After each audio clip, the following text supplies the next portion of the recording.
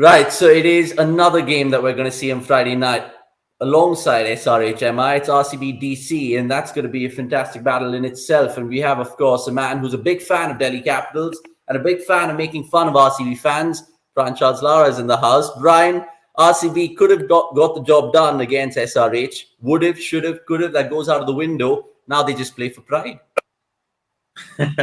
Yeah, well, they've, I suppose, ensured that they're in the qualifications, which is great. Yeah. I mean, that hiccup came at the right time for them. I mean, it sort of maybe let them know that, we need to do some work. So I wouldn't be too bothered if I was Virat Kohli, other than the fact that obviously every team wants to come 1-2 to have that easy passage into the finals with a win.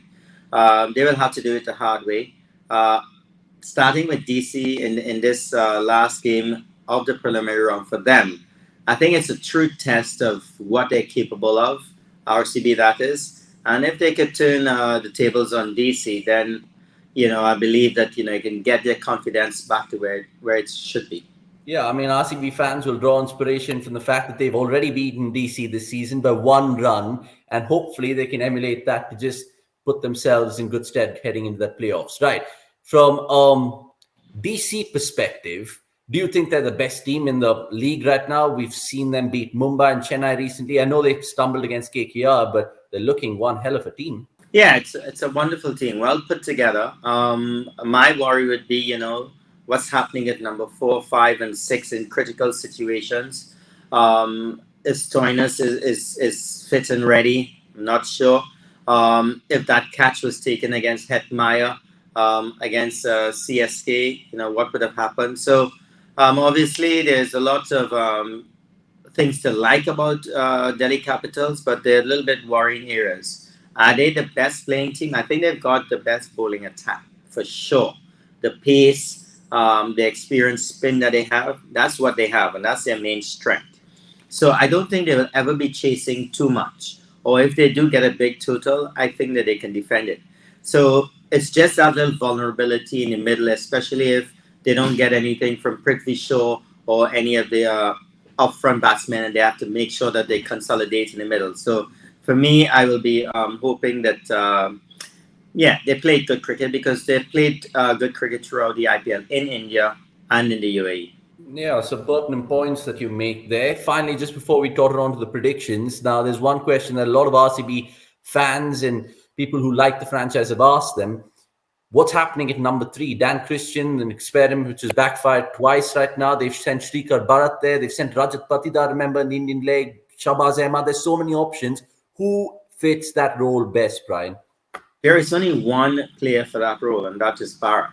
There's no other player. He, for me, has impressed. And the last couple of games, they moved him out of that position. He batted at number 7 or whatever the case may be, where he was carried to bat it. And then again, against SRH's team, losing that number 3 spot to, I don't know, Dan Christian. I don't know if he even should be in the team. I mean, you need someone who could really perform. Maybe they realize, one thing that RCB might have realized, that they've got 2 overseas players that are firing, which is Maxwell and to a lesser extent AB de Villiers. And they're scratching around with the other 2, so they're trying to make them into key players.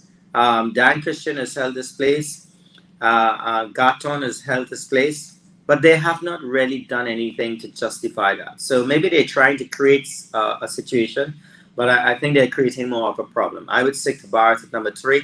I think he's done well, and I'm impressed with him as a player. Yeah, he's Indian as well, so that just adds that extra element for RCB. I know there's a mega auction around the corner, but we won't get into that right now. Before we go into the predictions, it's a fan goodie bag question they were asking, and it's about the king this time. Virat, of course, was dismissed by Bhuvi the last game out with a nip backer for not much, really. So how much will he get in this match? Let us know in the comments below. Brian, do you want to shout out a random number, Virat, in this match against DC?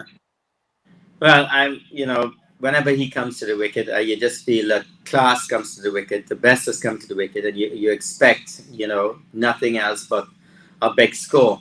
I feel that he may save some of his energy for the playoffs. So I'm looking maybe it's a slow, not a slow 50, but roughly, I think he's going to get a decent score in this match. But sort of just play himself in to make sure that he gets some balls behind him. Okay, the prince backing the king. It is cricketing royalty on cricket.com. Let's see if he backs the king in terms of his predictions, because there's great batsmen like Dhawan, Shaw, AB de Villiers, Maxwell. Who are you picking for your batsman to topple the robot? I'm gonna pick. I'm gonna pick Bharat.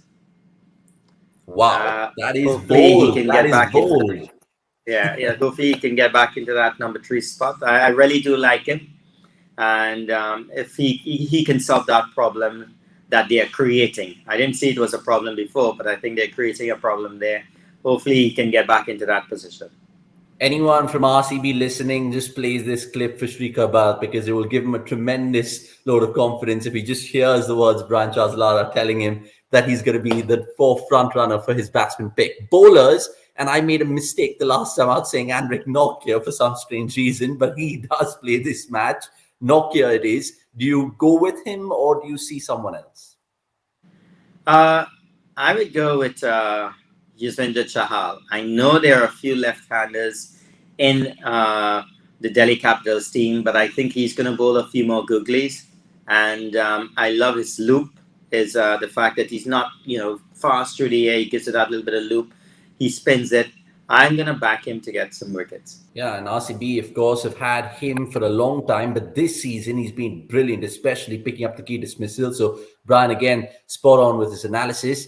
Winner, chicken dinner. That's what eventually is kind of around the RCB household. But I'm guessing you're going Delhi Capitals in this one. I've just picked two RCB players, batting and bowling. So Delhi is definitely the informed team. RCB will have to play very well to beat them. But this is a match of psychological advantage. RCB does not want to lose against Sunrisers and come again and lose against one of the top teams in the competition, Delhi Capitals. It will say to them that, listen, we are third or fourth favorite. We are not favored to win this. If they win this match against Delhi Capitals, they're right up there as favorites with not just their fans, but with people who understand the game. So I'm going to go RCB. Okay, super. I mean, normally some teams thrive off the underdog status. Let's see if that is true for Virat and company out there. And Brian, it's been fun. We'll catch you post-match with both these games. I don't know how we're going to do that, but we'll probably get it to you guys back to back. Until then, it's a goodbye from me, Avni Chaggi. Thanks for watching cricket.com. Much appreciated. Cheers. Thank you for having me.